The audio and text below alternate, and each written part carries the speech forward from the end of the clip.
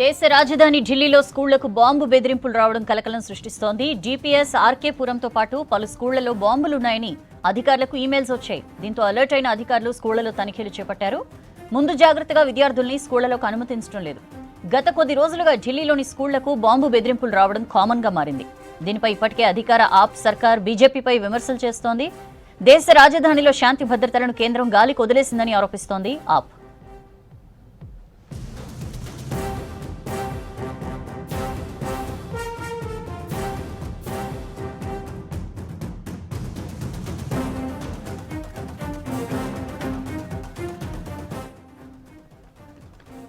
దేశ రాజధాని ఢిల్లీలో స్కూళ్లకు బాంబు బెదిరింపులు రావడం కలకలం సృష్టిస్తోంది.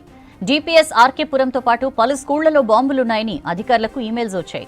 దీంతో అలర్ట్ అయిన అధికారులు స్కూళ్లలో తనిఖీలు చేపట్టారు. ముందు జాగ్రత్తగా విద్యార్థుల్ని స్కూళ్లలోకి అనుమతించడం లేదు. గత కొద్ది రోజులుగా ఢిల్లీలోని స్కూళ్లకు బాంబు బెదిరింపులు రావడం కామన్ గా మారింది. దీనిపై ఇప్పటికే అధికార ఆప్ సర్కార్ బీజేపీపై విమర్శలు చేస్తోంది. దేశ రాజధానిలో శాంతి భద్రతలని కేంద్రం గాలికి వదిలేసిందని ఆరోపిస్తోంది ఆప్.